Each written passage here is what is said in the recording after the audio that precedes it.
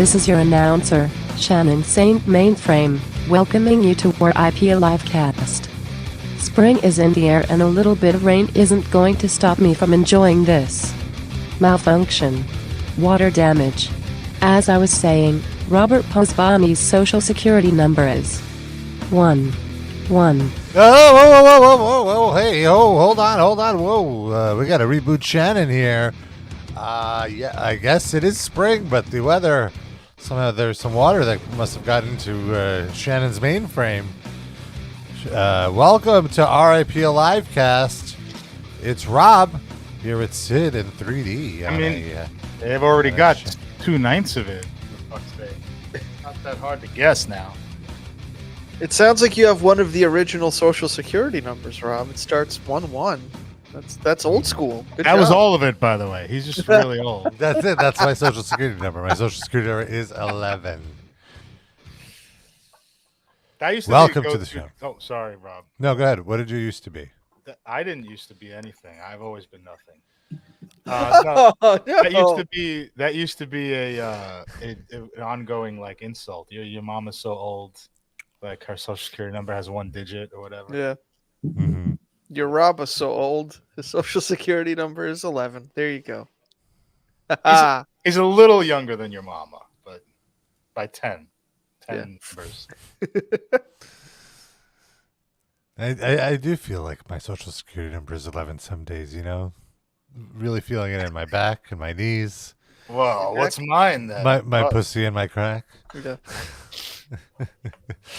But welcome to the show. It's March 23rd, and RIP Livecast is live on the air. We're live every Saturday morning around 11 a.m. Eastern Time and available for download immediately after wherever podcasts are available. And, of course, always streaming video on YouTube. You see our three pretty Jewish faces from three various corners of Brooklyn, New York. Yeah. Every week. And, of course, if you want to send us your feedback, if we said something that offended you so bad that you want to tell us, please reach out to us, riplivecast@gmail.com, or you can chat with us all week long, 24/7, in our Discord. The invite is at riplivecast.com. You know, Rob, I never really thought about it till you just said it, but our residences do form a pretty nice, tight isosceles triangle on the map. Yeah. Tight. It's true. Yeah, I was thinking about that as well as I was saying it. It's interesting. It's interesting geography. We're letting people pinpoint all our information, but just a few hints here. You got 22% of your social security number, and we've just triangulated our GPS position. Well, I feel like we've all vaguely discussed what neighborhoods we live in, so I don't think it's giving that much new information out. If someone was truly that intent on finding us, I feel like we've already given out plenty of hints. But the thing is, they'd have to sort through 762 episodes to really pick up on all of them. Yeah. Your phone number's in there somewhere. It's edited out of the archive. Oh, yeah, I remember that. Coward. Is that still your phone number? It is, right? Yeah. So they'd have to track down someone who downloaded each episode on the fly. Or DM either me or Darren, and we'll just tell you if you ask nicely. Yeah, we don't care. Sure. Send us a Chicago pizza. That never comes. Threaten to send me a Chicago pizza if I don't tell you Rob's number, and I will immediately tell you Rob's number. God damn it. All right. It's 111. Fuck. Cut me off. Water damage. Malfunction. But it's a new week. Yesterday, Sid and I celebrated Sid's wife's birthday. We went to an escape room. How was that? It was pretty fun. It was interesting because Sid was very hesitant to go, and dare I say, I think he had some fun being out and about and social. Was it anything? Well, before you say anything, let me ask this. Was it anything along a theme that Sid might find interesting? The escape room, specifically. Well, there were some baseballs, some softballs. I'm wondering why he would actually start to like this? I was. Well, guilty it's because of it ending my required. life. Yeah, it required problem solving, and I think Sid enjoys that. Sid enjoys using his mind. I went in vowing to not participate and to actively try to ruin the fun for everyone else. And then within like 5 minutes, I had solved like the first 2 fucking things, and I was like, "What? Come on, guys! I'm the one that doesn't want to do this. Give them the slack." Maybe they were throwing it just so you'd participate and I bail them out. swear to God, Darren, I did have that thought. I was like, "This is a setup, right? Just to trick me into wanting to do this. This doesn't feel right." No, I feel like Like, we it all was stumbled fine. into clues eventually. Yeah, so We needed a lot of theme- help from the person running the room. Well, I think as we got, so it's a 1 hour time limit. So I think as we got closer to the time limit, the person, Yeah. they were like guiding us, like, oh, hey, you might want to reconsider this part. You know, they didn't quite tell us exactly what to do, but just where to focus. Honestly, even that sort of felt like part of the game because the woman that was running the room had a very, very thick, what was it, So Italian accent, I this think? is exactly why I'm bringing this up. When we started the game, the woman who's running it, who's this like attractive, 20-something-year-old young lady, she starts telling us the story, like the exposition that we need to know about this game that we're playing, and her accent was so thick. In a way, just like you said, I'm like, is this part of the game where we have to like we have to power through this very, very thick accent to understand exactly what we have to do? Tony and Tina's wedding version of Escape Room. And again, I don't want to be rude, but at the same time, it's a very thick. Like I really had to strain to like focus and understand what exactly kind we of had to accent do. was it? It was some sort of like, I guess, Italian or European accent of some sort. So like Italian, not Yeah, Brooklyn. correct. You guys, you're not even getting No. no fucking clues right here. For fuck's sake, Marong, hey. No, Come it's on, like, to the table. Welcome to the escape room, and you are going to be looking right now. There is a toxic chemical in the air, and you only have one. This is even too German for like how Yeah. she sounded. Yeah, or German. Yeah, it's not even. It's not even. Oh my God, I would have turned around and left. You got to call through the vent over here. Imagine the escape room is you've got to find the hostages. Have they done that? Is there? That's got to No, exist somewhere, the right? escape. The escape room is you cannot leave until you denounce Hamas. That's it. Click, we kill all the hostages ourselves. Accident, sorry. So you can go. Hour is up. You can go. Oh my God. Make sure to pay in the front. But it felt like because like she wasn't in the room with us the whole time. She was like off in like a separate like control room, but clearly watching us and observing and judging the whole time because we'd be like stuck on something. All of a sudden you'd hear over the PA her voice like, "Guys, do you want a clue?"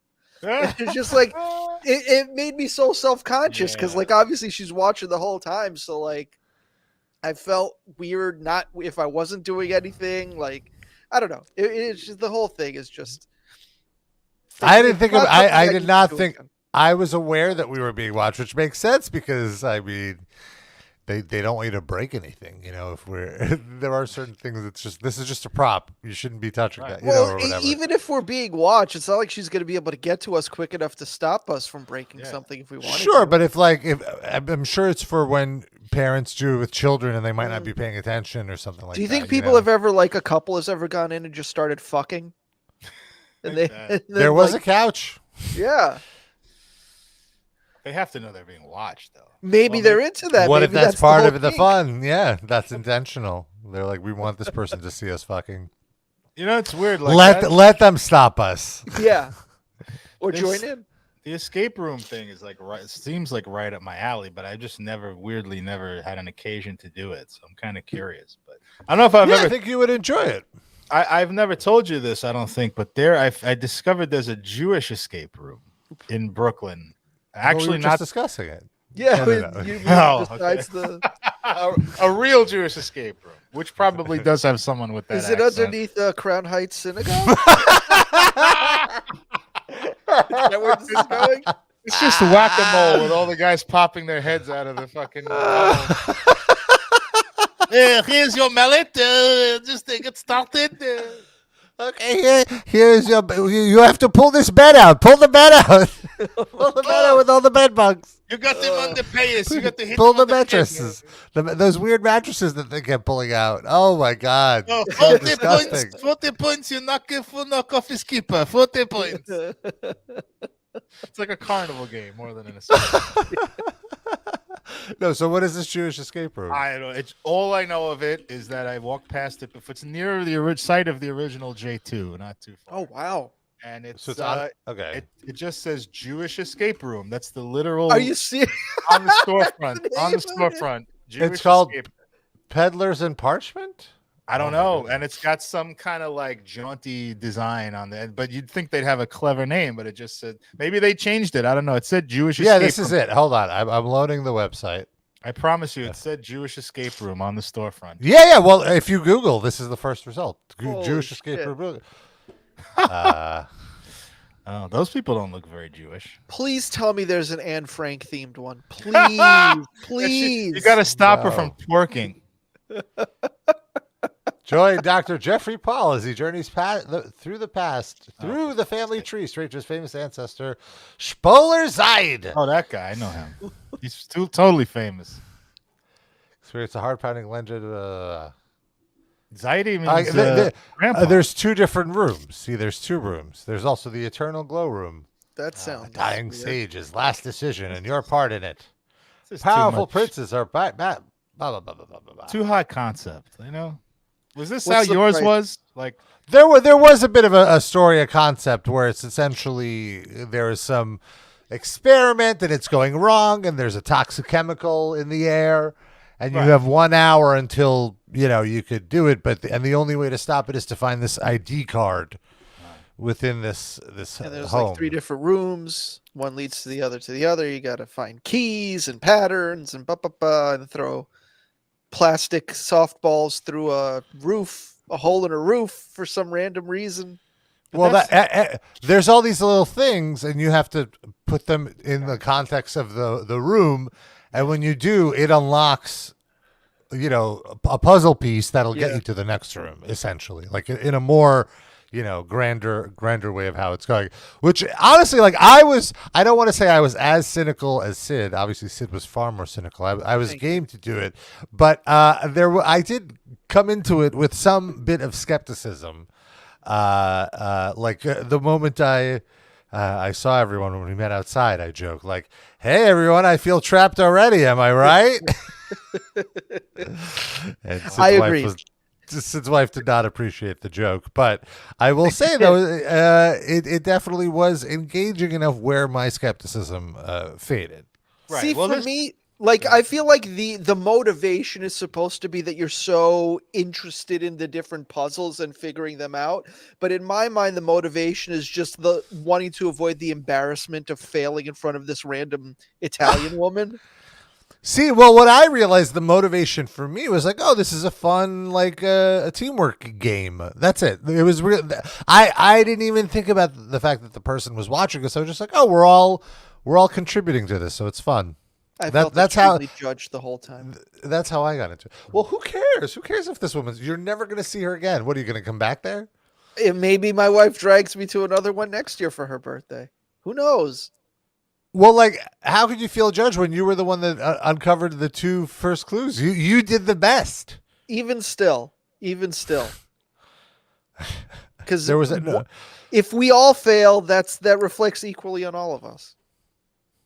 so you're saying the team might have let you down. That's what you're really Yes. worried about. Yes. Well, Sid's the champion of livecast game shows, so problem solving and trivia. Did you feel anyone? Did you feel anyone on our team wasn't carrying their weight? No, I think everybody did a pretty decent job. Okay.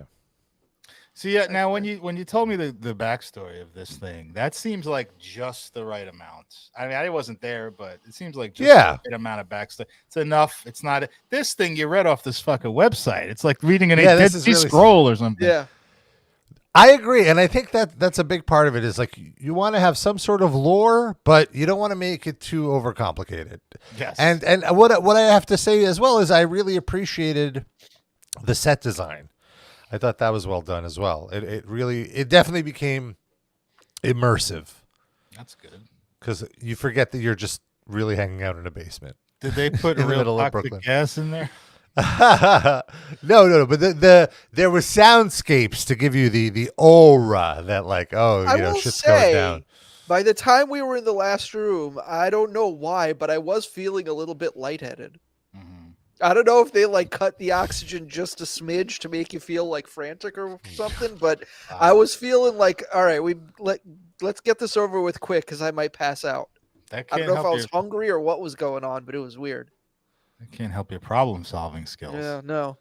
I was mostly checked out at that point. I was letting everybody else do the heavy lifting by then. I did my stuff up front.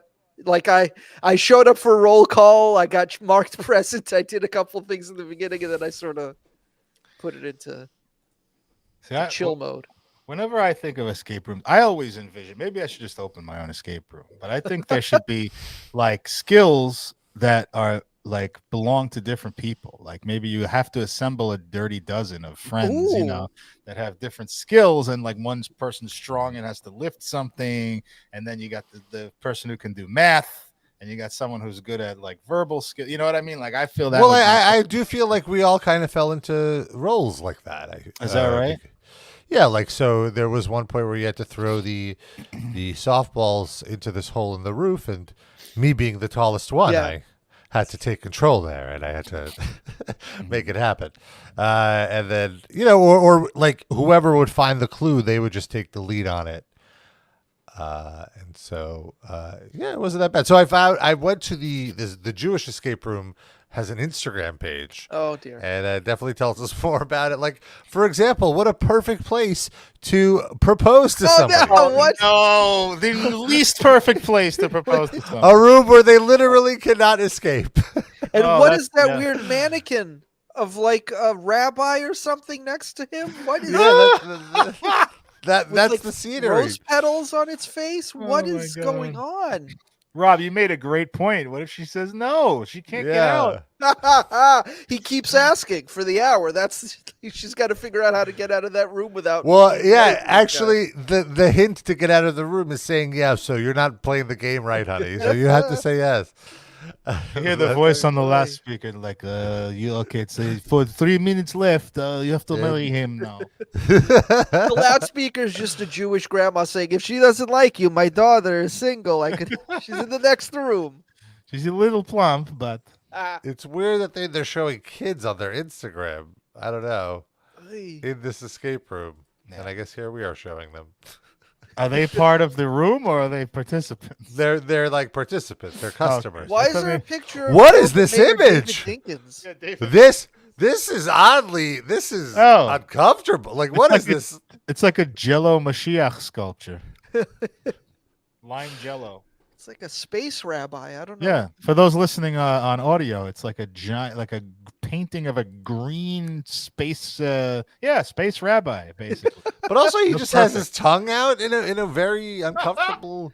This is the cover of the next Modest Yahoo record.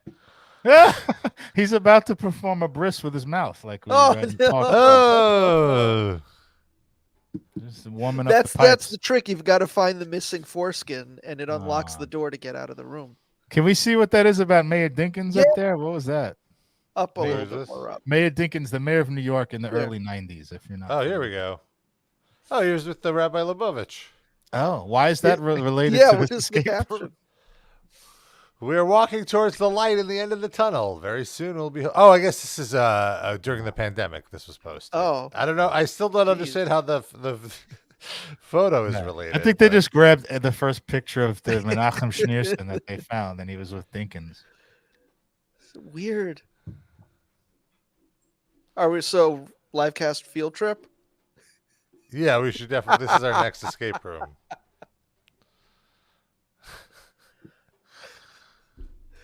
Next time Noah visits Brooklyn, we'll take her. Oh, she'd love that.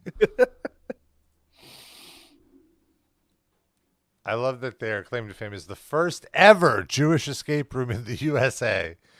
I don't know about that. Maybe Jewish themed. But yeah. Probably lots of Jews own escape rooms.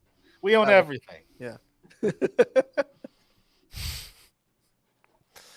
Wubfrub says escape rooms remind him of prison or New Jersey. Have you been to either, Wubfrub, or are you just guessing? I mean, he's That not that's wrong. what New Jersey and prison are like? Isn't Jersey just like a big escape room? Everyone like Sinatra and Yeah. Bruce Springsteen, they just all go to Hollywood. And the If you four can make it schmucks. out of here, you could make it out of anywhere. Exactly. Big smelly escape room. I love how they try to pitch like, oh, our escape rooms are great for corporate team building. Like, look at the and this image that they use.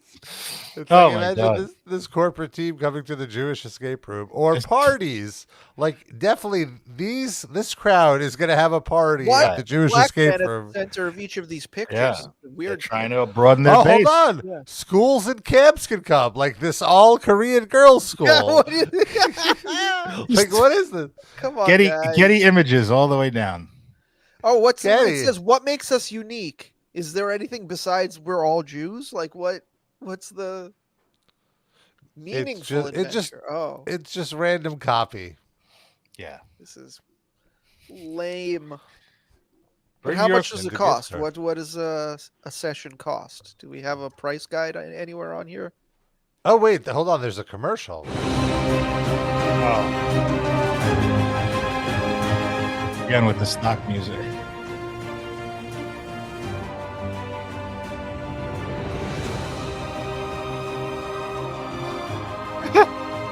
Suddenly it's not as diverse when they had to shoot their own.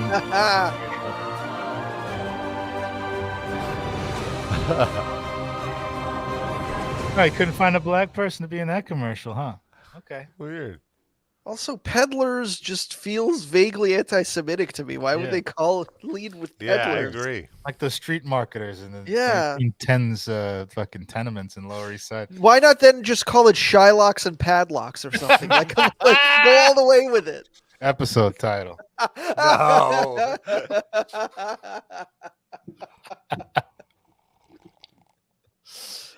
Uh, Bring your corporate team, diverse corporate team down to Shylocks and Padlocks to learn about the history of the Shloimi Pedelstein from ancient Israel, the Kohen. So it looks like $35 a person is the price. oh, that's not so bad. Not at all. I mean, the content is bad. Yeah. Maybe not the price. Does it come with a slice of kosher pizza? I know. They kindly ask that you not bring any food or drink in. Ah, Thumbs down. can gnaw on some Hummintashen while I'm solving these puzzles. That's for winners only. At the end of the thing, they give you a little snack plate. I really think, though, not doing a Anne Frank attic escape room is a missed opportunity. This is your business. Yeah, imagine that's my next career. I start doing inappropriate escape rooms. The Harvey Weinstein themed escape room where it's just like a fat old guy in the corner trying to grope Yeah. you. Escape have to- your ass being touched. Yeah.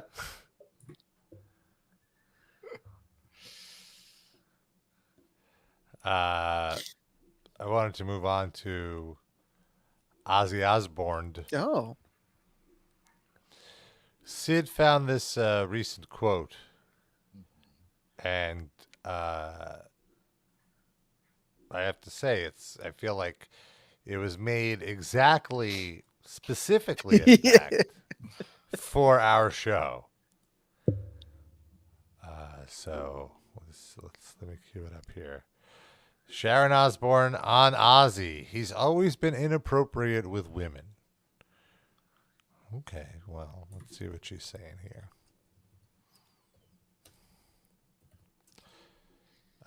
In a new interview with Mirror, Sharon Osbourne spoke about her 5-decade relationship with Ozzy Osbourne, saying, "No matter how much bad behavior or who's wrong or right in a certain situation, I love him. He's the only man other than my dad that I've ever loved." Does she not love her son, Jack Osbourne? He's a baby. She can't view him. He's as not a man. That's her baby. He's like 40. 40 years old, baby. And I knew what he was before I married him. But in my youth, being naive, I thought, I can change Ozzy. He won't drink when he's with me. I'll make him a nice home and nest, and we'll be happy ever after. I can't imagine Sharon in the nest. She's so unbirdlike. That's not real life. I knew who he was. I knew he had addictions and I took it on. We can't go for a wee without each other. It's ridiculous. They can't play Nintendo 2010 device. Here's the part that's pretty crazy. He's always been inappropriate with women. We have a nurse at home. Quite a large Russian lady. Oh, yeah. And she bent over him and he goes, tell me, do you breastfeed your kids? And I'm like, you can't say those things now. The world today is different. You cannot talk to a woman like that. You can get in trouble. He goes, for what? There's no filter at all. He's got Tourette's with the truth. It just comes out. He's got Tourette's with the truth about the woman has big knockers. Yeah. And asking her about breastfeeding. That's the Also, truth. yeah, like also, can you imagine this large Russian lady? Ozzy bled. Leave my titties alone. I mean, Sharon. Eat your yogurt. Oh, that coming out of her titties though. She's asking for it at that If point. Sharon knows how Ozzy is, why are you hiring this big Cossack woman to be his nurse? The other thing, if the whole thing is Ozzy, you can't say these kind of things anymore. You'll get in trouble. Why is she then going and fucking ratting him out to the press? If it's so bad, fucking don't share it with other people, Sharon. What are you doing? Ozzy, get your hands out of my pantaloons. Rob, I didn't know your mom was a nurse. Do you think she would be into Ozzy? I don't need to consider Ozzy considering my mom's big naturals, okay? Robert, I can't believe what a bad day I had at work. Ozzy Osbourne was motorboating my titias. Like, Mom, did you at least get a tip? I did not. Cheap bastard. Cheap paddler.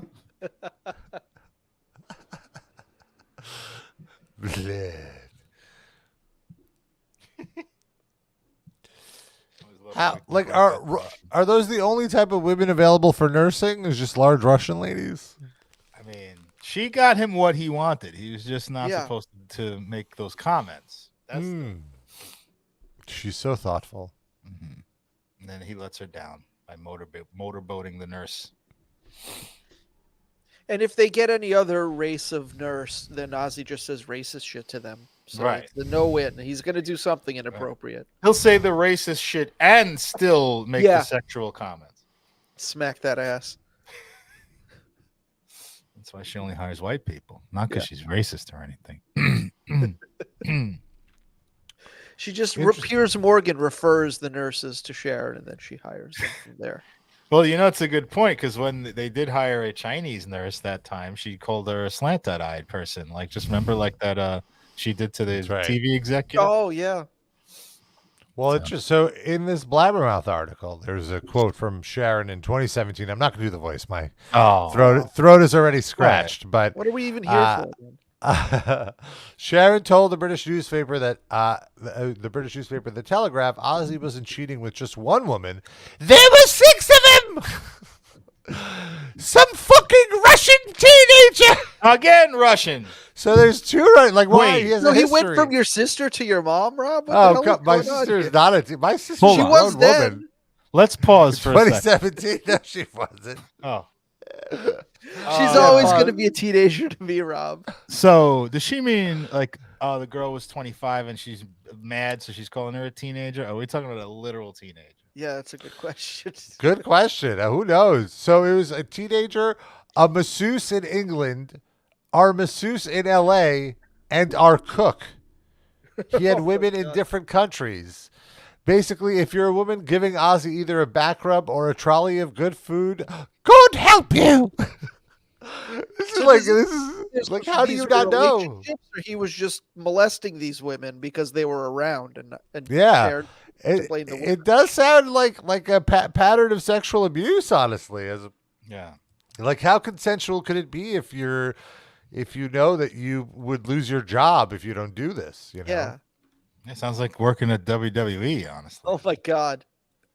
Did he ever shit on her head? Any of these women's heads? Probably on the nurses, but not on purpose. Right. Just because he can't control his bowels. You got to wait till I'm in the bedpan in position, please. Wait, was that Ozzy or the nurse? Both. They're just merging into one.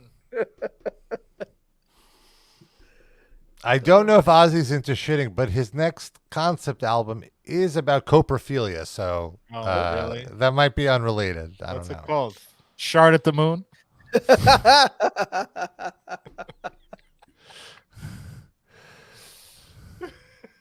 That's the episode title. Unless we've used it before. I admit that is possible. That seems like it should have already been an episode title at some point. Mr. Bowley. Oh, that's good. There's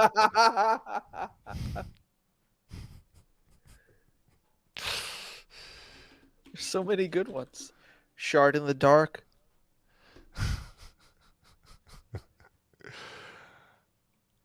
Diarrhea of a Madman.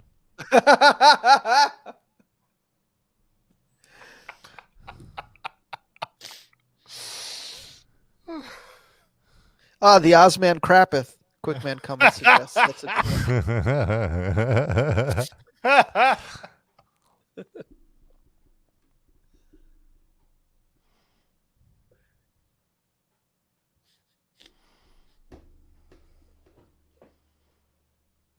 All right, we don't have to sit here and Think of more think of more fecal poop. Ozzy puns. But yes. I'm sure they'll come out when they're ready to come out.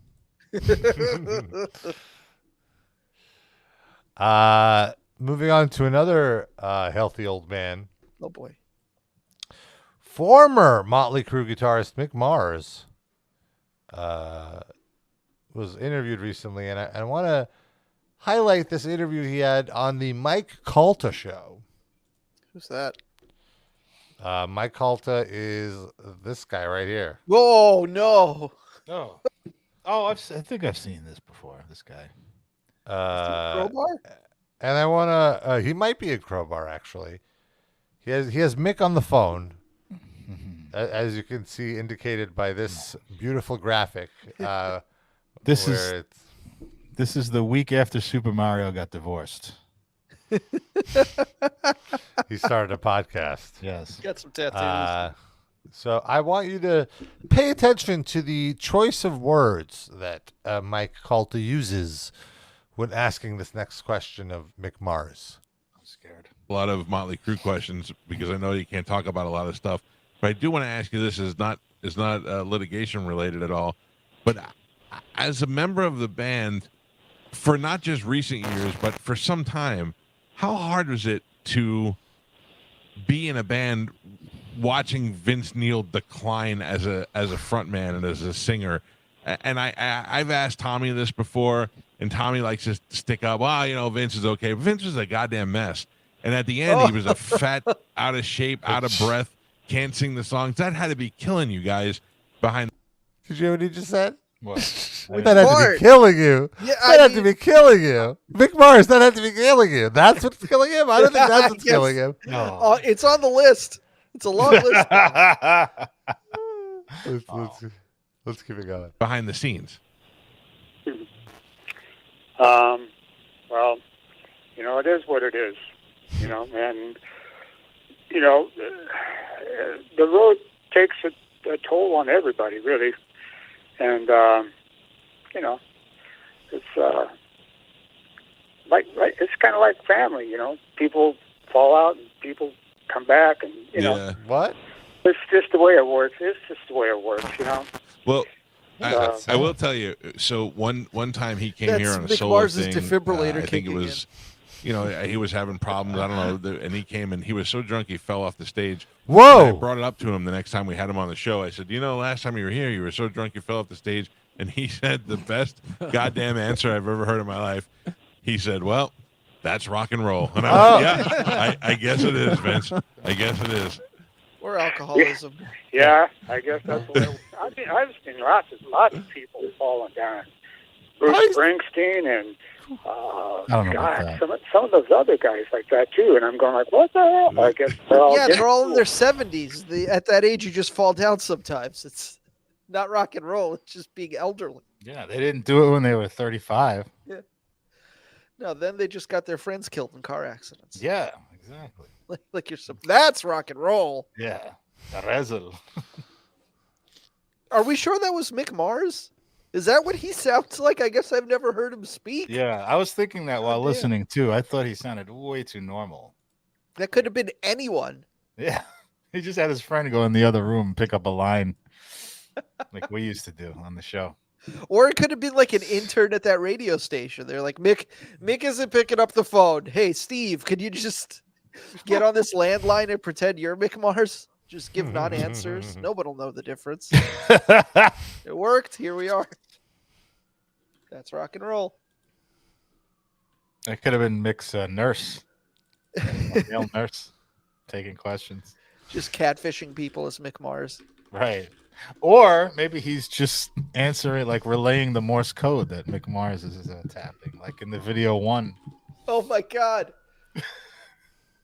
They should redo that video with Mick.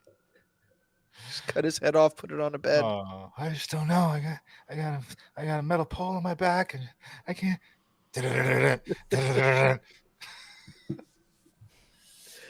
Nikki Sixx walks in, asks him to sign a contract, picks up his limp hand, and just an X on the paper.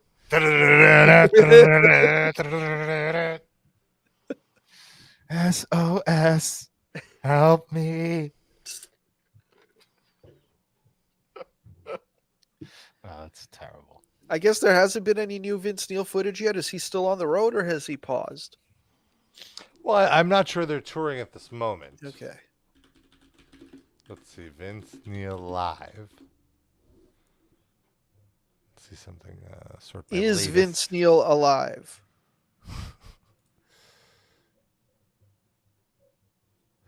Okay, there's footage from 3 weeks ago. Ooh. It's a full concert. Someone Solo recorded or 1 hour. Solo. Where is this? Oh, Detroit. Hasn't that city been through enough? Oh, it's side stage. You can really get a nice profile of Vince Neil's belly. I feel like you can get that from any seat, really. No gravity. Speaking of Super Mario, he looks like you just dye his hair blonde. Super Mario, pretty much.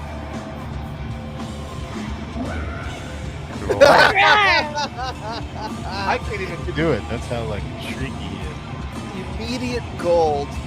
First second. He stepped on a cat that roamed on stage.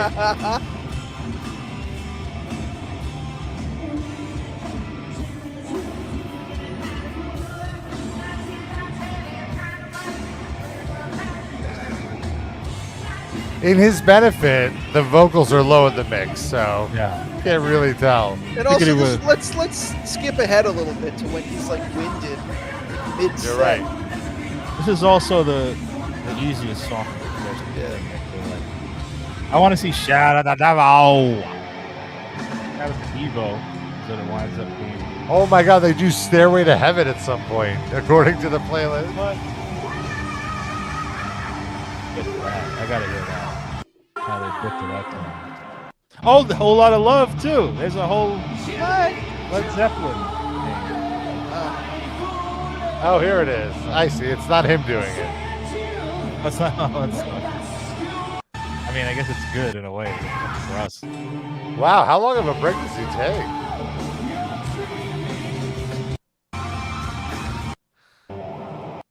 Rob, someone put in the comments the time checks sometimes, the timestamps. No, I checked. It wasn't in there.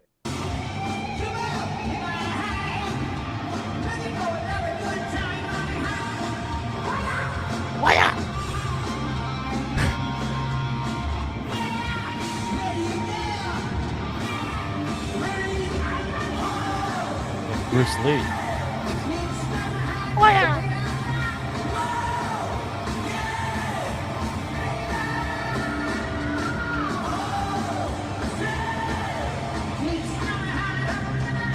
Gee, brutal. Yeah, Kickstart My Heart. I take it back. Kickstart My Heart is probably the hardest. Yeah. What? I don't know. At least he didn't fall down, I guess. Something. In the footage we saw, at least. Yeah. I feel like if he fell down, we would have heard about it before now. Yeah. We wouldn't have let that footage sit there for 3 weeks before getting to it. Yeah, one of our loyal fans would have sent it to us. Yeah. We would have had to do like a special midweek episode just to talk about him falling down. An emergency pod. Yeah. Because you never know, Breaking someone news. else might fall down by Saturday. So He might be dead by Saturday from the injuries. Yeah, then we can't make fun of it, so we gotta get it in No, quick. we'd still make fun of it. Yeah, you think? Yes. We'd feel more bad about it a little bit. But we'd still do it because we're professionals. I appreciate that. Thank you. I do. Rob, did any of your relatives get killed in this Moscow attack? No. That First is of all, I in the don't news have any today? relatives that live in Moscow. Yeah, he's My Ukrainian. mom is from Come on. Kiev. Yes. Maybe they're on vacation, on holiday. No, but it's horrible. I feel like there's this weird expectation you have when going to a concert that you're not going to get killed. And, Unless it's a hardcore show. Sure. Okay. Was Let me Murphy's Law clarify playing? that you're not going to get shot in All the right, head. okay. Do we know who was performing? It wasn't Alla Pugacheva. It wasn't. It was some sort of prog rock band. What? They allow that Yes. in Yes. Soviet Moscow? Well, we're not in Soviet Moscow. I didn't think they allowed anything progressive, let alone progressive rock. But who knows? Apparently, ISIS is taking credit. Putin this morning is blaming Ukraine. What? It's a mess. Right. Props to ISIS for branching out. Who knew they were even in Russia? I'm impressed. Dusty Rose Muffler asks, Is ISIS the band? No, ISIS the terror group. ISIS the band is not involved. I was actually just listening recently to the band currently known as Celestial. Really? That's Well, that's one of their releases. So they just renamed themselves that. But I feel so bad for them because they're such a great band. And just can't. Should have had a little more forethought. yeah. No, I feel like ISIS is always. I hate to be a conspiracy theorist, but they're always kind of like attacking, like places that align with U.S. interests. Seems like Libya, Like a prog rock show? Yeah. Well, no, in Russia and stuff. But yeah, maybe the U.S. doesn't want prog rock shows to proliferate either. It's possible. Oh, so you're saying they're doing our dirty work? Yeah. Huh. I don't know. I don't know that for a fact. I can't substantiate that, but it just seems weird. I mean, didn't Rambo thank them? Yes. What? It was more American than that. Yeah, the end of the second, First Blood Part 2, there's a title card that says, for all the brave mujahideen fighting in Afghanistan. Not ISIS, but similar. Wow. Yeah. So basically thanking Osama bin Laden. Oh, this is Rambo 3. And Three? Okay. Oh, yeah, 3 is the one about Afghanistan, of course. Yes. The worst naming conventions of any trilogy or franchise ever. First Blood. The second one's Rambo, First Blood Part 2. Third one's Rambo 3. And then the fourth one's just Rambo. What are you doing? They just progressively cared less and less about what the name was going to be until they're just like, fuck it, you know what this is. Like Rocky Balboa. Yeah. We can't have more syllables in the title than Sylvester Stallone is capable of saying. Rambo, First Blood, Part 3. Yeah, fuck it. Rambo. Call it Rambo. Yeah. That's really it. Here's some fan art. Rambo 6, Return of the Talibans. Oh, boy. Oh, boy. It's a good drawing. That is. Did you like Rambo? I don't think I've ever seen Rambo or First Blood. Oh, the originals? Yeah. Yeah, I don't think I've actually, seen yeah. Well, Rambo 3 is a little. Yeah, the first two though. The first one, they're very different movies. First one's like an introspective movie about the Vietnam War and PTSD and all that stuff. The second one's just blowing everything. That's like the difference between Rocky 1 and Rocky 4, you know. But they're both great in their different ways. But Rambo 3 is just. I remember the Nintendo game was really difficult. I don't think I ever played that. Throwing daggers at Asian people for most of the game. It's no reason. It probably does not hold up well. Yeah, I thought we were in Vietnam. We were in Afghanistan. Where are we? Why am I throwing daggers at Asian people? What am I, Sharon Osbourne?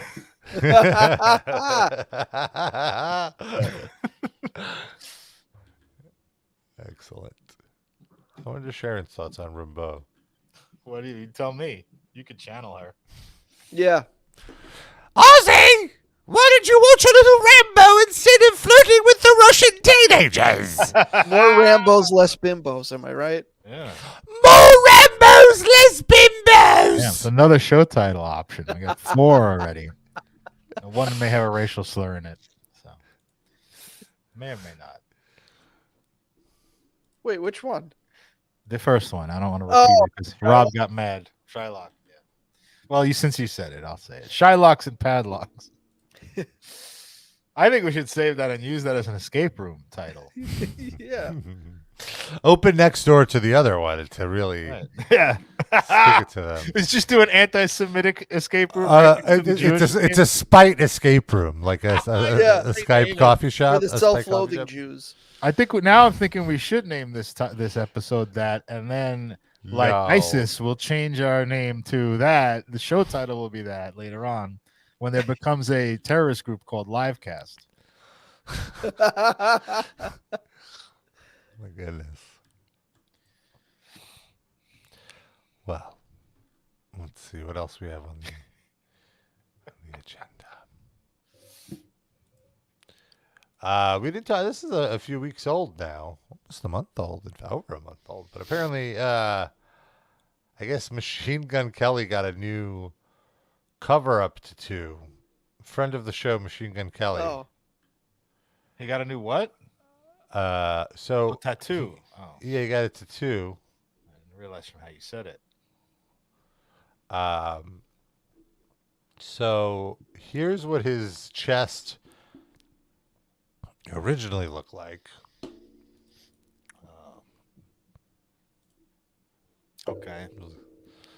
Just typical generic tattoos. Anarchy logo on his belly. Terrible. Yeah, this is zip code, an area code, his year of birth. The interstate exit where he was born. Well, it's a highway sign. It's a highway. Whatever. I think it's the exit where that Buffalo toll crossing is that we used to check in on. He's a big Livecast fan back then. And here's what it looks like now. So he just got just a huge cover up. Yeah, I remember being in there. And I guess this is a big controversy because he looks like it looks like robot cover up. You know what it actually looks like? It looks like Tim Comerford from Rage Against the Machine's tattoos. I think it looks like blackface. Yeah, on his face, black chest. I mean, certainly. How long did this take? Jesus Christ! Yeah, you got to hit every part of his skin. Yeah. And imagine how much it cost, because this took a lot of time. I'm sure he can afford it. Sure. And so there's somebody who's actually a big fan of this, which is Joe Exotic, who we haven't heard from in a while. Oh, God. Darren, you found this. He's been tweeting about MGK, and he writes, "A tiger and a little bit of meth, and I can make MGK gay." Yeah, I mean, maybe. Why not? Is that possible, Rob, to make straight men gay? With a little bit of meth, probably. I feel like that'd be the worst drug to use to get a straight guy to climb in bed with you, wouldn't it? I feel like that would. No, well, I guess the thought process is it's a highly addictive drug, and this person would have no other place to get it, so they'd have to come to you to get it, and then you'd have to tell them the only way I'm giving you meth is if you suck my dick. So it's not it's not like I'm going to get you so high that you'll fuck anything. It's that I'm going to string you out. I think that I bet it's that as well. I'm sure. But also, it can be both ways. How do but you? There was. I don't do. I draw the line at meth. I don't do meth. No, I'm saying, how do you trick straight guys into letting you fuck them? Oh, I see. Honey, there's no tricking necessary. They just take one look, and they're like, "I'm yours, baby." But no, there was this weird L.A. old creep guy who LA old creep guy. You talking about Vince Neil again? Lemmy. He was picking Ozzy. up escorts and doing meth with them and shooting them up with meth and then getting them hooked and eventually giving them so much they overdose. So it was like a weird kink as well. It was very disturbing. No, he was this. He was just in the news. He got arrested. I think because one of the victims' mothers went public with it. It was like it also was like an interstate thing, and he was like some Democratic donor. Hold on, let me look it up. Let me look it up. This was a few years ago. While you're doing that, though, I just question this scheme of Joe Exotic to like give MGK meth, and then like. He's not going to be dependent on your meth to get. Yeah, he's richer than you are, Joe Exotic. He doesn't need your help. He doesn't need to suck your cock. Like he can go get meth anywhere, even if you get him addicted to it. Which I don't know how you'd even do that in the first place. I mean, he already might be. Right. He looks like a meth head. He makes enough money that he can sustain a meth addiction. I mean, who gets their whole top of their body tattooed black? You know, it's like not just clear thinking. So. Ed Buck is the guy. That's not a real name. And look at what he looks like. Like one look at this guy. I remember the story. Yeah. Looks like Gentile Woody Allen. Ed Buck. Wow. Oh. Buck paid men and provided drugs in return for sex acts. And then eventually there'd be fatal overdoses. He injected the men. Did they agree to be injected, or did he just do it? Well, that is a point of contention, I'm sure, between the prosecutors and the defense. Back in 2019, arrest marked a turning point for activists who protested outside his apartment and pressured law enforcement to act after Moore, I guess one of the victims, died on Buck's floor in 2017. Even after Timothy Dean, 55, died 18 months later, it took another 9 months and the near death of another overdose victim before Buck was arrested in September 2019. You skipped over an important part. One of his defense attorneys was a prosecutor in the O.J. Simpson case. Was it Marsha Clark? Is she defending him now? Does not mention any name. I feel like they would have called her out by name if it was one of it was her or what's his name, Durden. Yeah, imagine they both they're so fed up by the OJ verdict that they became defense attorneys instead. Like, this isn't working. Fuck this. That's where the money's at. Yeah. Prosecutors say he exploited vulnerable men, most of them black, by paying them to come to his home to use drugs and engage in sex play to satisfy a fetish. Many were destitute drug users who often worked as prostitutes to support their habit. The defense contends all the men were Buck's apartment under their own will, and that Moore and Dean did not die from methamphetamine. Listen, if you're going to inject men against their will with methamphetamine, don't pick on the black community. That's fucked up. Spread it out. Yeah, don't be racist about it. Yeah, exactly. Diversify. Well, some of these people were already hooked on meth, so he was preying on their, vulnerabilities here. Now this is all they always say that's a white drug, like the poor whites use meth more than any other race. So maybe this is dispelling a myth. So in that way, he's very progressive. That's It makes sense that he was a drug, Democratic donor. here's the thing: drugs aren't racist; they are equal opportunity. Right. They will affect anybody. But in a social Drugs- sense, they Yes. reach different communities. Mm-hmm. Mm-hmm.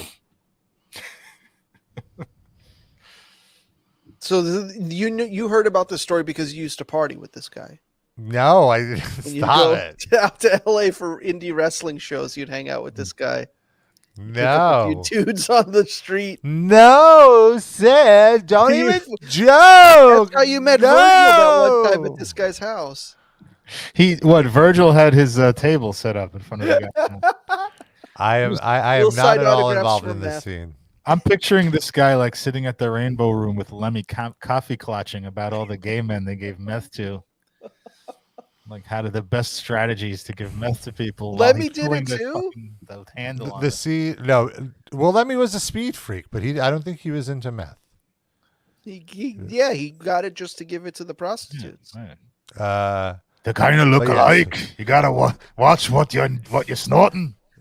It's one corner of the gay culture that I avoid. The party and play scene, that's what it's called. Party and play. P&P. Typically, P&P, that's right.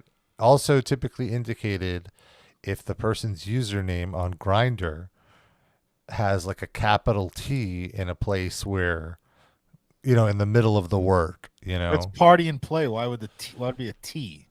T for Tino, which is the shorthand for meth. You say like I'm supposed to fucking know that? I'm telling you. And I've mentioned it on the show before. Okay, fair enough. I should have remembered that. But so you're more, I would say, in the not party and play, but play and kick the guy out and go to bed at 9:30 p.m. Yes. Play without party. Play but no party. Play but no party scene. P no P. At least play give the guy play no party. Do you give the guy a cum rag to wipe his face before he kicks Oh, him of out? course. Oh, please. I'll let them rinse off if they need to. I'm not That's your rude. gentleman. Yeah, I'm a gentleman for sure. But then get the fuck out. Don't talk to me. Don't make small talk. Leave. Bye. We did the thing that needed to be done. Oh. For saying what needed to be said. Would you hook up with that guy? He's probably Rob? like No. 60 by No. now. Anyway, it's an old video. We're talking about this still real to me, damn it, Yeah. guy. So I'm reading more about this Buckeye. Sometimes he injected victims without their consent, even. They didn't even want to do meth. He would inject them like when they were sleeping or whatever. Oh, Jesus. Jesus, so fucked up. Brutal. Can't even joke about that. That's terrible. Imagine you become a meth head just because like some guy has turned you into one, like Frankenstein or something. If a victim was not interested in using drugs or used less than Buck wanted him to use, Buck refused to pay the person or reduce the person's pay. Ultimately, if a victim refused to use methamphetamine too many times, Buck would lose interest and would no longer hire the person to party and play. Where did this guy make his fortune? Let's see.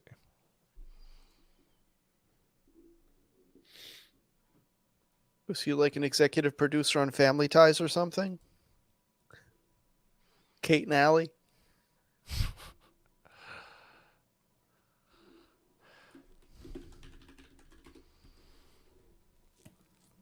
Hey guys, I like drugs. Oh no! Don't let that guy see you say that, Rob. Ed Buck began his career as a fashion model in Europe, where he also acted in television commercials and 2 movies. Wow.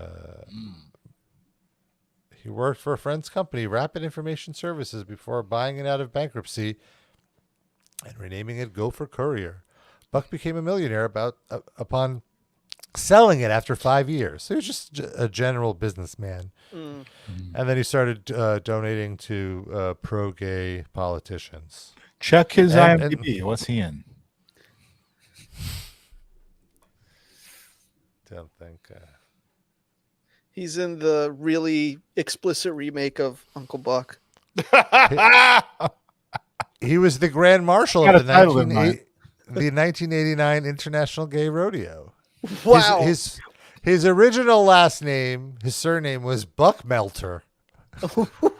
Not Meltzer. Was he right? Not Oh, Melter. Giving reviews to gay wrestling matches? Only All right. Adrian Adonis matches. That's it. I got to ask you now, and it may be something simple, but I'm just curious. What constitutes a gay rodeo? Maybe it's just gay men participating in a rodeo. Assless chaps. Yeah, The International Gay Rodeo Association, founded in 1985, is the sanctioning body for gay rodeos held throughout the United States. They are the largest group coordinating rodeo events, specifically welcoming lesbian, gay, bisexual, transgender, as well as heterosexual participants and spectators. Okay, so it's just an inclusive rodeo, essentially. Don't let the straights in. That's not. Come on, they have their own rodeos. Oh, that's just by definition what a rodeo is. Yeah. Well, I do believe that if you're trying to market an inclusive rodeo, you have to truly include all people. Now, Who says it has to be an inclusive rodeo? You're adding that. Let it just be. It says gay rodeo. I would think a gay rodeo would do much better among say that again, Sid? rodeo. That's what makes it gay. Would do much better among straight rodeo fans because you're telling me I could show up and possibly see like a trans person get run over by a bull? Isn't that great marketing for straight like rodeo fans who probably are also for haters? You think you'd invite more haters? Yeah, just come and see people you're scared of or don't think should have human rights get run over by animals. Yeah. I'll tell you the truth. When I saw guys. When I saw a rodeo, I feel like they kind of were playing to that in a way.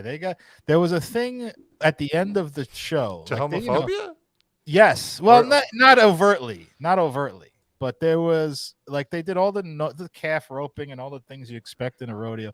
And then at the end, I couldn't believe what I was seeing. This is in Montana. When I went to Montana on vacation, they took like two random people out of the audience, and they said, if you stay, the one of you two who stays with the bull the longest. Oh no, sorry, it was like 10 people in the audience, and they would have the bull go around for 10 seconds, and anyone who got pushed out of this little ring would be out. And then they put the bull back in, and then they say ready, and then they let the bull back out, and it kept whittling down until they were musical down to, chairs, but with an angry bull. Exactly right, but it seemed like hell. I may be imagining things. It seemed like they picked like effeminate people to do this. But don't the people have to be like volunteers? Yes, like you could. So maybe they have lots of volunteers. Yeah, lots of volunteers, and they just. But I remember it was some of these people look like they got really fucking hurt, man. I don't know how you can do this. That's fucking. Wild. I still don't really understand it, but I kind of understand it when they're trained rodeo people. Yeah. But how is it legal to just take people out of the audience and subject them to a bull? Did they have to sign a waiver first? Like, you can't just take somebody I'm sure up off the street and be like, here you go, get fucking gored. It's amazing. And they were all happy to do it. They wasn't like, oh my God, what the fuck am I doing? They were like, give me this bull. They had some guy being like a huckster on the microphone, like, what do you think? Are you going to survive this round? God. And the guy's like, yeah, give me this bull. It's like, okay. Now, Rob, let me ask you this. In a gay rodeo, is it a bull or is it just like a shaved dude in like leather that they have to like ride and chase around and tie up? Right. Yeah. It's a man who's a bull, like a big bear. You're right. Yeah. No, for sure. Any comment on the cock roping competition? Oh, no. Don't tie it too tight. Oh, boy. That just reminds me of a story so in my jiu-jitsu gym, there's somebody who works at the hospital, and he has tons of great stories about surgeries that he likes to share. Oh, no. Like this one person, 19-year-old man, fell asleep with a cock ring on. Oh, you got a boner. And when he woke up, his penis was all blue. And when he got to the hospital, they realized that, he cut off all circulation to his dick by falling asleep with the cock ring on. And so the only thing that they could do was chop off his dick at 19 years old. So he had like, and he's like completely flush. He had to cut it off. And the thing is, he still has his testicles, so he has all the desires and the sensations. Why at that point just take it all while you're down there? Like, what do I need them for? yeah. So he had cock necrosis, is what you're saying? Cockrosis, indeed. Oh my god, Necroxis. that makes me so. Necoxis.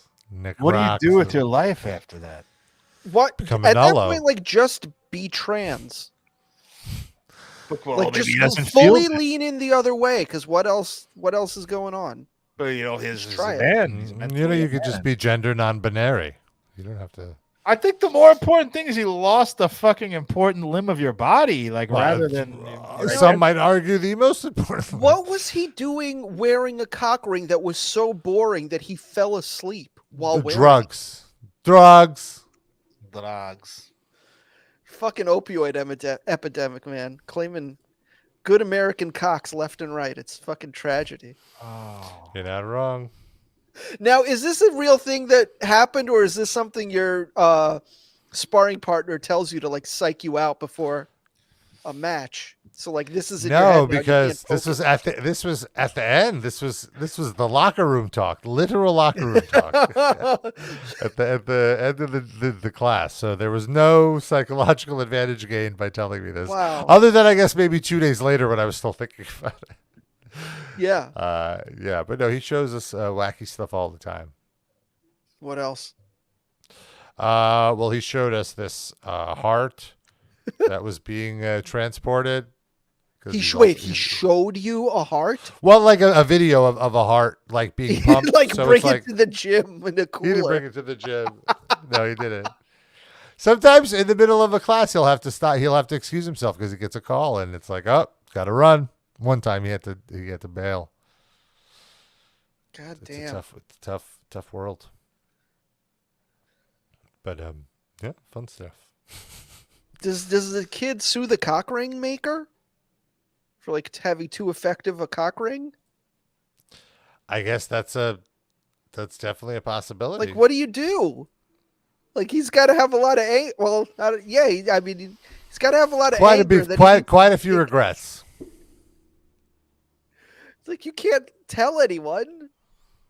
Like you can't. Like who can you even trust to tell that story to? Like, Mom, Dad, I'm in the hospital. Oh, why? Don't worry about it.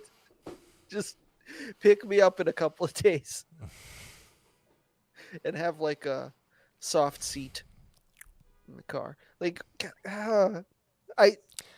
a lot of explaining Wow. you got to do. I agree. Jesus. Can you get like a prosthetic?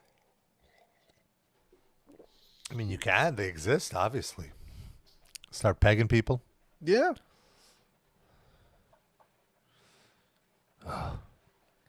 Anyway, Ugh. moving on. Last week we discovered our favorite new Livecast character, Cosmo Queen of Melrose, and we were wondering what their pronouns were. We couldn't quite figure it out. But Cosmo goes mostly by he. I've consumed a lot of content from him, and he does identify, I guess, as a man. But he did create this very handy video to explain himself. So let's. Morning, Queen of Melrose. How are you? Good morning. Hi. Look, I have a question for you. Yes. A lot of people are saying online, they're calling you he, they're calling you her, they're calling you they. There's a lot of pronouns coming at you in every direction, but I don't think people have really heard what you have to say about it. How do you feel, and how do you want people to address you? Well, just don't call me late for dinner. You know what? I grew up in a whole different era. So basically, I'm fine with she. I love she. You know, every queen wants to be called she, especially when she hasn't shaved the next day. But it's okay now that all these other words, labels, you know, and I'm okay with all of them. I've been seeing online they, and that's fine too, because they don't know if I'm, you know, girl, boy, or other, and that's fine. Yeah, I'm basically a chameleon. So this one day I'm very New York, and the next day I'm feeling very flamboyant. So So I have a lot of alters. You know, The two genders, New York and flamboyance. You know. I'm sorry, but you're very New York, no matter what you do. Yeah. Still love it. Just embrace them all. Just embrace them all. He embraces them Just love all. yourself. What a great answer, I think. What a lovely answer. Cosmo, Queen of Melrose, you are on track to be one of the earliest inductees into the Livecast Hall of Fame. Like, this is just, I'm in love. Now, I don't want to bring the mood down, but no. I have a link to share with you from one gay to another gay who's much more objectionable.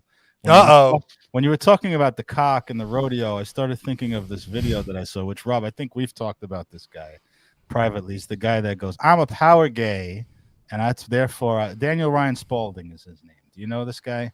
He's like he makes these Zionist TikToks, like yes. pink. Yes. I got a specific one that I wanted to share. I really hate this guy. Yeah, but it just reminded me. This guy really triggers me. Where did this, we? Okay. This I think is his master work and his oeuvre. When you're a power gay at the United Nations, get it on the you dress conservatively in a turtleneck. No, it goes downhill from there. So just to give you a little background, he does like a wide variety of topics, but right now he's, because of Gaza, like he's doing all this like pro-Israel stuff, like interpreting it through like this gay. But using like Gen Z, Is he a real queer or language, is this like a character? I think he's really. This is real. He's very real. Is he himself Jewish? No, he's not Jewish. He's not? Yeah, I watched somebody like dissecting these and making fun of them, and they like somehow looked them up, and he's not. They found a video. When you're a power gay at the United Nations, you dress conservatively in a turtleneck and tweed because you have to be taken seriously. It's up to you to save the Jews. But apparently, I'm not an advocate against anti-Semitism because I'm a good person and care about my Jewish friends. No. According to the purple-haired girls, I'm just pinkwashing. Pinkwashing. Another way to say your gay opinion doesn't matter. Listen up, hot gay guys. It's up to... Like, his cadence is just, I don't know. It's Randy Rainbow. It's a slur. Yes, it's unbelievable. Us to stand up to these purple-haired girls, or else next year you're not going to Tel Aviv Pride, and that's fine by me. I'll enjoy all that Israeli cock by myself. Dick, hardcore Jewish dick, IDF dick. I'm gonna get so much Jewish jizz, it'll be like I'm floating in the Dead Sea. I'm gonna spend my pride with the hottest gay guys in the world, sucking dick and eating hummus, and you're gonna be stuck with a bunch of 20-year-olds in slumpy sweaters doing spoken word poetry about colonialism. Enjoy. Hashtag pinkwashing. Look at that. Wow, he's like move over, Rebecca Moore. Yeah, pretty much. Like, we're gonna have so much jizz, we're gonna be in the Dead Sea. Yeah. IDF cock. Destroy your IDF cocks.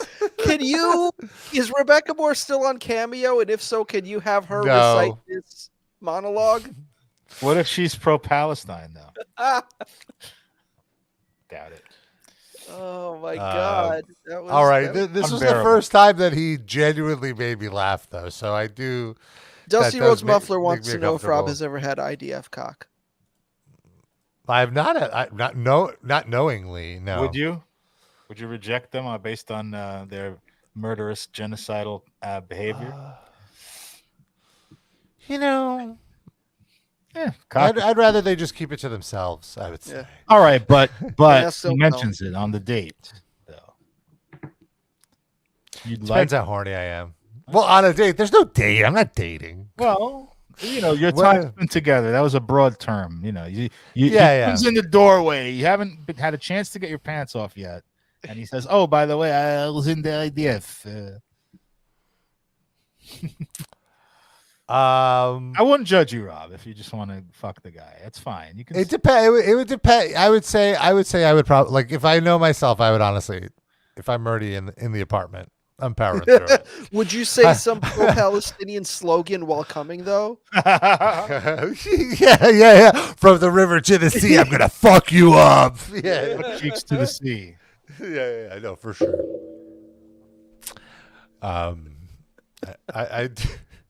I wouldn't judge you precisely because I know how unseriously you take all the guys that you're fucking. So it doesn't really matter. Rob has a I don't give a fuck cock. IDGAF cock. I love that. That's good. No, I would power through.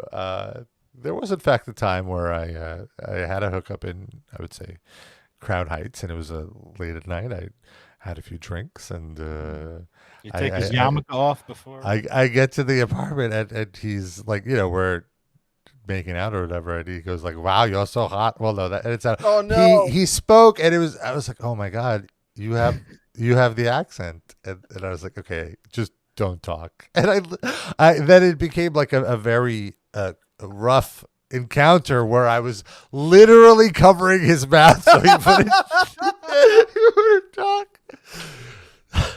Let's make this quick. And again, how have you not told this story sooner? I was a little embarrassed. And it was definitely a situation where, my penis was in charge as opposed to my brain. You know what I'm saying? Like, sorry, let's get this over with. After the testosterone left your body, I would say I regretted it. I would say like afterwards, I was just like, probably shouldn't have done that. This was one of the definitely one of those moments when I stopped drinking for a long time. This was your rock bottom. This was like a pinpoint of like, look at these very poor decisions you make when you're this level of drunk. Any new poor decisions now that you're drinking again? Well, I'm not. No, I'm very I'm very selective with when I drink. Now, I would say. I remember when we were younger, like when in my early days of knowing you, you used to drink only like when you would get high or whatever. Like you never used to really drink like as a primary source of entertainment. I would say it's still like that. I was just out at a show and I got way too drunk and I just didn't like. But it wasn't just this. There were other instances where I got very drunk and I didn't like how I behaved, and it had nothing to do with like a sexual encounter. So what kind of behavior was it? I'd rather not get into it. Oh. No, it was nothing. It was more like an internal thing of like it was, and also just how I felt really the next day was a lot of it. Of just instead of being hungover in the traditional sense of just getting a headache, I suffered like a bout of depression and just being like, oh, did I say like recounting the whole night and regret, feeling anxious about the ways I said things or behaved or whatever. And it was like, oh, I just shouldn't do this. There's nothing redeeming here. Very interesting. Yes, Who an you emotional that you hangover. would say regrettable things to? Well, certainly not you. Yeah. Well, no, like last time we went out, I had some wines because it was like, oh, this is fine. But it was just a little bit of wine. Like I'm not going to be, downing tequila as much anymore. I don't know if I've ever had tequila. Maybe once. I had it. I used to really try any type of alcohol when I was younger, and I hated it. I never had a good time, and I tried everything. I find it to be my favorite hard spirit, especially the higher end tequila. It's like the least painful. It actually tastes good. My favorite hard spirit is the ghost of that 19-year-old's cock. Get it? Yes. Hard spirit. The ghost of a boner. That's the RIP this week, is to that kid's dick. Ghost of a boner.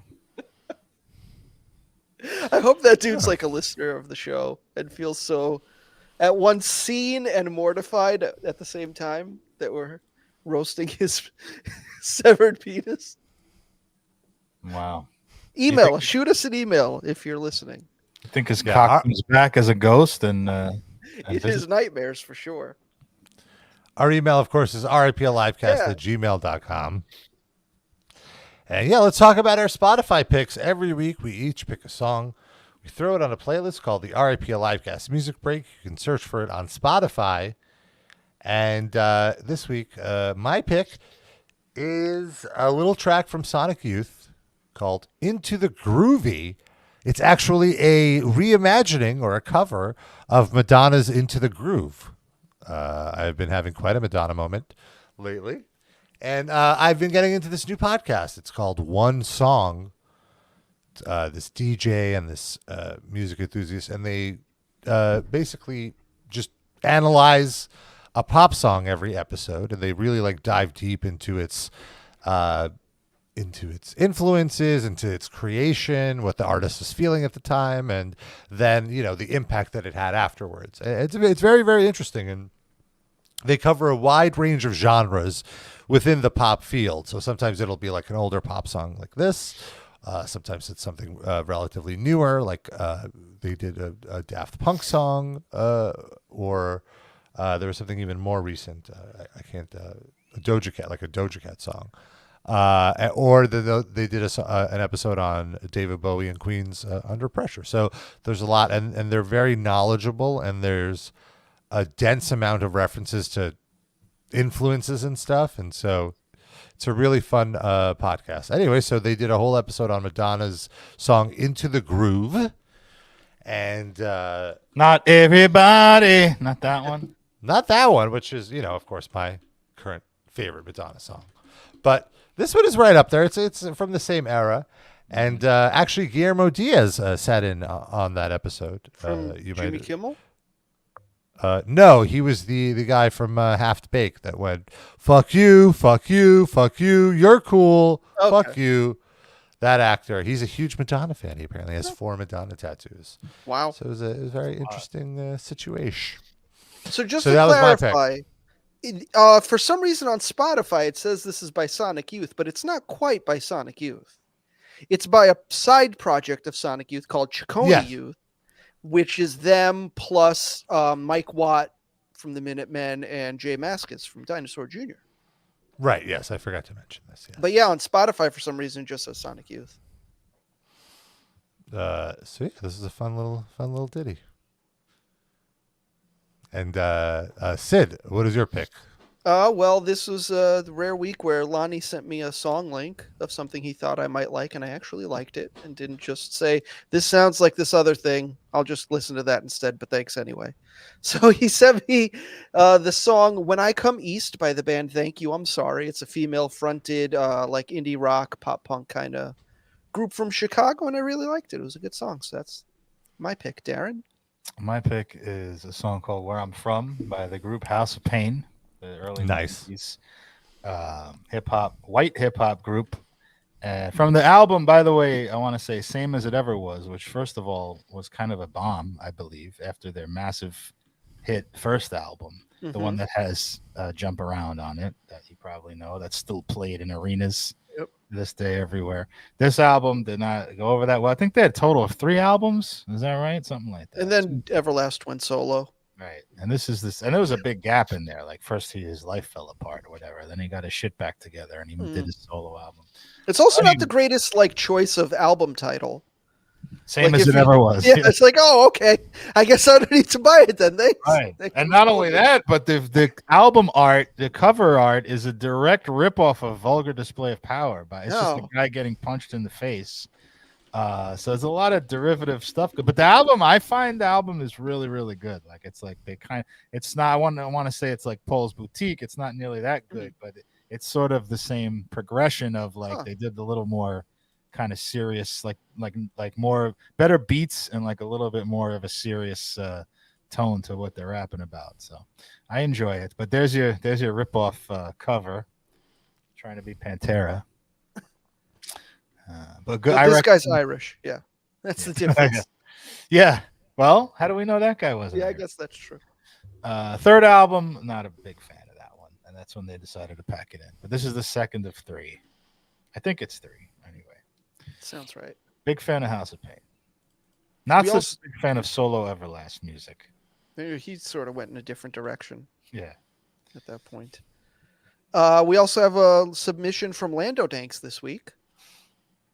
Lando Danks picked the song The Devils by the band Bayside. Says, pretty pumped for the new Bayside album releasing April 5th. Their punk blend goes so well with the change of seasons. Bayside is a band I've heard of, but I've never actually listened to. So maybe I'll actually listen now that Lando Danks picked it. Don't do what you do with Lonnie and say, this sounds like something else that I like. Forget it. It probably will, though. But you'll be nice and listen to it. He's a listener. Yeah. So there you have it, folks. Those are our picks. And I want to, of course, mention if you want yourself a little more Livecast, you can always support us by joining our Patreon, patreon.com/RIPLivecast. $5 a month gets you access to 4 years of bonus episodes, a treasure trove of episodes, including watch-alongs where we watch movies and documentaries, listen-alongs where we listen to classic good and not-so-good albums, and also we do bonus episodes just like this where we just go through links, some of them a little dirtier, a little not PG. So we throw them behind a paywall. And there's a lot of fun in there. And so you could hit up patreon.com/RIPLivecast and get in on that fun for $5 a month. You get access to all of it. And we guarantee 2 episodes a month, 2 bonus episodes a month, plus a weekly column from Sid telling you what to watch on television. Yeah. Our featured bonus episode right now is a watch-along of No Holds Barred, the 1989 Hulk Hogan movie, which is way worse than we remembered it. And it doesn't really have much of an ending. And you can watch along with us. And earlier this month, before that, we had a episode where we just did a ton of weird links, and we delved deep into AI imagery. And a little too deep. A little too deep. Like, this is what I mean when I say, like, I'm so glad this episode is behind a paywall, because I'm not sure I'd be able to get a job if this was a publicly available video. It's true. That's all I'll say. Or are you applying, Rob? Are you throwing your resume out there? You updated the LinkedIn? Little by little. Getting there. And, of course, if you want to support us even more, you could be a top Livecast fan. You get a shout-out at the end of the show, which is right now. Dorinsky, how do you feel about doing the shout-outs? As Rambo. Nice. Sure. Okay. I just got to get the shout outs. Here they are. Yeah, I give you a shout out, but you shouldn't have jumped out from behind that bush over there. I almost shot you in the face. Benjamin, that sounds like I don't know, maybe a little bit of Afghanistani name. I might have to put one right between your eyes. You know what I mean? Dan don't come at me! Don't come at me! The man's keeper, the Jews are a good ally for us, in the Middle East. I like that keep on your head signifies that you're an ally to me. You know what I mean? I ain't gonna shoot you. Let's go to the next one. Lando Danks. That sounds like a little bit of a butter product. Rambo try to stay away from the butter. I got to keep my abs looking good. LaCroix, Scotty H, and Corey. Hey, don't come at me! Don't come at me before you get out again. Aaron, Douglas, who are you? Levinson. I don't be sure to not play a trumpet around your only instrument I carry is just a machine gun right here. You know what I mean? And Janda and Randy Blitt, yeah, I don't know how to say it anyway. What's that over there? Very nice. All right, that's our show, folks. Thanks for tuning in. Till next time, we love you. We kiss you. Bye-bye. Bye-bye.